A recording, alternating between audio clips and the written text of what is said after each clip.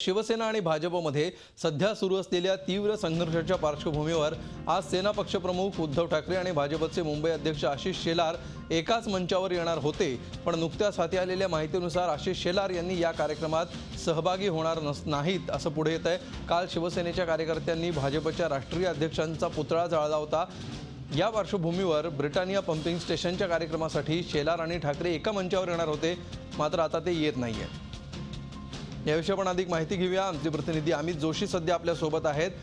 अमित, दिसतंय काय तपशील आहे? आणि भाजपमधील वाद आणि आंदोलनं किंवा एकमेकांवरची टीका वेगवेगळ्या प्रकारे दिवसेंदिवस वाढत जाणार हेच यावरून दिसत आहे। काल ज्या प्रकारे शिवसैनिकांनी आंदोलन केलं, भाजपचे केंद्रीय अध्यक्ष यांचा पुतळा जाळला, तर त्याबाबत रात्री खरमरीत एक प्रसिद्धीपत्रकच भाजपने प्रसिद्ध केलेलं आहे आणि एक प्रकारे शिवसेनेला इशारा दिला होता। त्या पार्श्वभूमीवर आशिष शेलार यांनी या कार्यक्रमाला याच्यावर टाळलेलं आहे। थोडक्यात हा मुद्दा किंवा हा वाद इथेच संपत नसल्याचं त्यांनी एक प्रकारे अप्रत्यक्षपणे सूचित केलेलं आहे।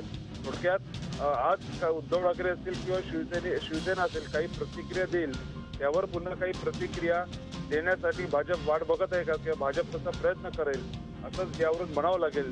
थोडक्यात सेना भाजपमधील हा वाद या पुढच्या काळात दिवसेंदिवस वाढत जाणार असंच यावरून दिसत आहे। धन्यवाद अमित या सविस्तर माहितीबद्दल।